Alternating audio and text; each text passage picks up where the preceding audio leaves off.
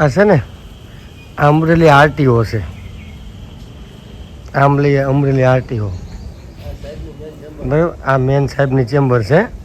હવે તમને આની અંદર હું છે ને હાઈ ક્લાસ તમને દેખાડું. આપણે અમરેલીની અંદર ક્યાંય દારૂ પીવાનું તમને સેટિંગ ન આવે ને, તો દારૂ પીવાનું મેખાણું કે પેખાણું કહેવાય ને, પેખાણું, એ પેખાણું હું તમને બતાવું. બરાબર, આ તમને પેખાણું બતાવું, જોઈ લો. આ આરટીઓની અંદર ગાડીઓ પડી છે. અહીંયા જોવો દારૂના ઢીગલા છે, જોઈ લો. એટલે છે ને તમને કોઈ પણ જગ્યાએ જો આમ જોવો, આ અંદર જોવો દેખાય છે, જો જોઈ લો. રમ, મેકડોલ, બિયરના ટીન, આ બધું છે ને આ અમરેલી આરટીઓની જે ગાડીઓ અંદર પડી છે ને ન્યાસ. એટલે હું આ લોકો અંદર આ ગાડીઓ અંદર દારૂ પીવા આવતા હશે. જો આ સામે આરટીઓની ગાડી પડી છે, અને હું તમને સામે એક ટ્રેક બતાવું. આ બધી આરટીઓની ગાડીઓ છે, બરોબર બરાબર. આ જોઈ લો, રેડી, આરટીઓનો ગેટ છે.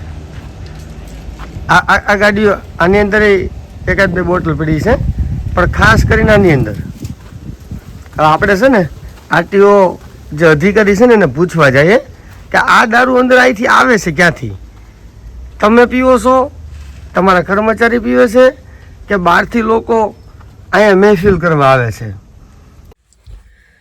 જય ભીમ. હવે આ વિડીયો તમે જોયો એ અમરેલી આરટીઓ કચેરીનો છે. હવે સોશિયલ મીડિયાના માધ્યમથી ને મીડિયાના માધ્યમથી અને સમાચાર પત્રોના માધ્યમથી લોકોને ખ્યાલ જ છે કે આ મેટર શું છે. તો આ વિડીયોની અંદર જે હું આઈસર ગાડીની અંદર જે તમને દારૂની ખાલી બોટલો બતાવું છું ને, એ અમરેલી આરટીઓ કચેરીની અંદરનો છે. હવે તમને લોકોને બધાને ખ્યાલ જ છે કે નરેશવાળા ઉપર અને નવાબ હુસેન ઉપર ફરજ રૂકાવટનો આ સંકી જે અધિકારી છે ભાવેશ કલસરિયા, એણે આપણી ઉપર ફરજ રૂકાવટની ફરિયાદ કરી.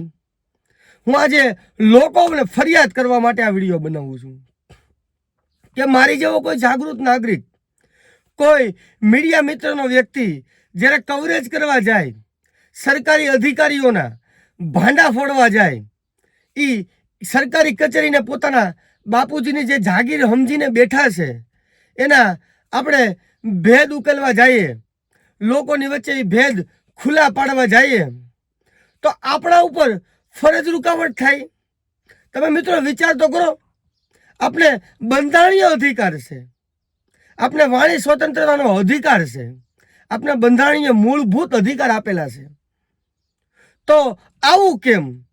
પણ તમે જુઓ, આપણી સાથે જે બનાવ બન્યો છે, જે તુકારા હુકારા જ્ઞાતિ પ્રત્યે હળદૂત, આ બધું જે ભાવેશ કલસરિયા દ્વારા કરવામાં આવ્યું, તો આપણે પણ Amreli city police station Zala સાહેબ પાસે ફરિયાદ કરવા ગયા.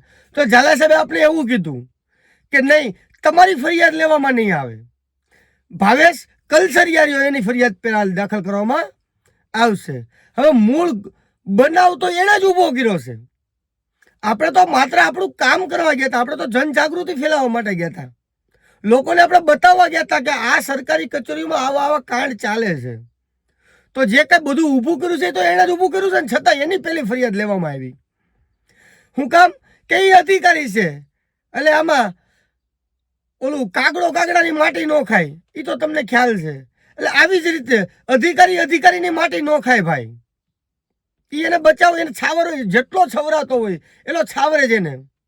પછી આપણે કોઈ જીઆર બતાવવામાં આવે, આપણે કંઈક ફલાણું ઢીકડું ઓલું પેલું કાંઈક હાઈકોર્ટ સુપ્રીમ કોર્ટના બધા જજમેન્ટ બતાવવામાં આવે છે કે આપણે એ શિરોમાન્ય રાખીએ છીએ, કેમ કે ન્યાયતંત્ર ઉપરથી તો આપણે મોટા નથી, પણ આપણે એને ક્યાંક ને ક્યાંક ખોટું કરવામાં આવે છે.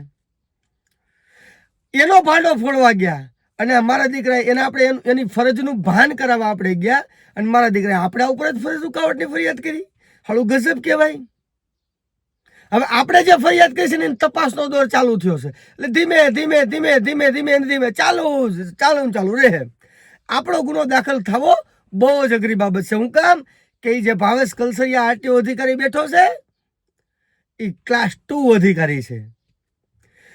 પોલીસને આ દારૂની ખાલી બોટલ ક્યાંથી મળી, કેવી રીતે મળી, આ કોણ લઈ આવ્યું, આ દારૂ કોણે પીધો, આની બિલકુલ ચિંતા નથી. માત્ર નરેશવાળા ઉપર ને નવાબ હુસેન ઉપર ગુનો તાત્કાલિક ધોરણે કેમ દાખલ થાય એમની એને ઉતાવળ હતી. જો આ દારૂની બોટલો પકડી એની ઊંડાણપૂર્વક તપાસ કરવામાં આવે તો પછી કોણ કોણ હપ્તા ખાય છે, કોણ કોણ ને દારૂ પહોંચાડે છે, કોણ વેચે છે, કોણે પીધો છે, આ બધા આરોપી પકડાય. પણ એમાં પોલીસને રુચિ નથી, પોલીસને એમાં બહુ રસ નથી. રસ માત્ર નરેશવાળા ઉપર ફરિયાદ દાખલ કરવામાં હતી. શું કામ? કે સામાજિક કાર્યકર છે, અવારનવાર રાજકીય લોકોના જે કાંડ છે એ બહાર લાવે છે. કોઈ પણ તુરમખા હોય તો એની વિરુદ્ધ નરેશવાળા બોલે છે. એટલે આ બધું ક્યાંક ને ક્યાંક થોડું ઘણું રાજકીય પ્રેશર, થોડું ઘણું અધિકારીનું પ્રેશર, થોડું ઘણું અધિકારીને છાવરવાનું પ્રેશર, આ બધું ભેગું થયું એટલે નરેશવાળા ઉપર ને નવાબ હુસેન ઉપર ફરજ રૂકાવટની ફરિયાદ થઈ. પણ લોકોને હું કહેવા માંગુ છું, અમે આવી એક ફરિયાદને કદાચ 50 ફરિયાદ થાય ને તો એમાં ડરવાના નથી. અમે જનજાગૃતિનું કામ કરવાના જ છીએ. અમે લોકોમાં વિચારધારા ઉતારવાના જ છીએ. ભ્રષ્ટાચાર, આરોગ્ય, શિક્ષણ, જે લોકોને કાયમી ધોરણે પડતી તકલીફો છે એને વાચા આપવાના જ છીએ. પણ લોકોએ જાગૃત થવાની જરૂર છે. કેમ કે નરેશવાળા જેવા કદાચ 50 ઊભા થાય ને તો એનું કાંઈ નહીં આવે. જો લોકો જાગૃત થઈ ગયા તો આની નાની યાદ આપણે કરાવી દેશું. એટલું તમે યાદ રાખજો. આ વિડીયોને મિત્રો બને એટલો શેર કરો. અને ફરીવાર પાછો આ વિડીયો હું મૂકું છું, તમે જુઓ કે આ દારૂની બોટલ સાચી છે ખોટી છે, કે આપણે સમાજને ગેરમાર્ગે દોરીએ છીએ, એ તમારે જોવું જ પડશે ને. મારી જેવો કોઈ સામાજિક કાર્યકર તમને ક્યાંય તમારે માની નહીં લેવાનું. તમારે તર્ક કરવાનું, સમજવાનું, વિચારવાનું અને પછી માનવાનું તમને યોગ્ય લાગે તો. મિત્રો આ વિડીયોને બને એટલો શેર કરો. જય ભીમ, જય સંવિધાન, જય ભારત.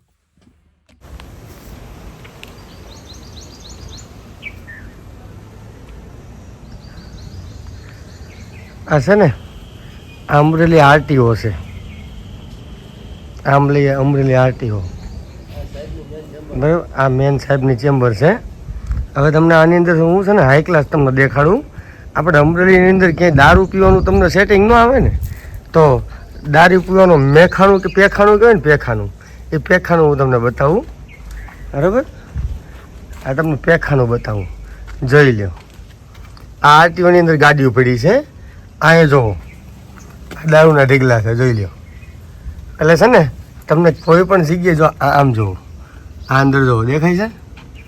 જો જોઈ લો, રમ, મેકડોલ, બિયરના ટીન, આ બધું છે ને આ અમરેલી આરટીઓની જે ગાડીઓ અંદર પડી છે ને ત્યાં છે. એટલે હું આ લોકો અંદર આ ગાડીઓ અંદર દારૂ પીવા આવતા હશે.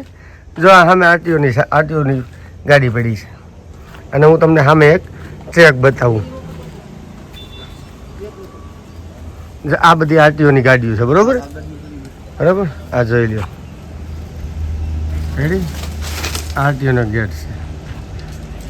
આ ગાડીઓ આની અંદર એકાદ બે બોટલ પડી છે, પણ ખાસ કરીને આની અંદર આપણે છે ને આરટીઓ જે અધિકારી છે ને એને પૂછવા જઈએ કે આ દારૂ અંદર અહીંથી આવે છે ક્યાંથી, તમે પીવો છો, તમારા કર્મચારી પીવે છે, કે બહારથી લોકો અહીંયા મહેફિલ કરવા આવે છે.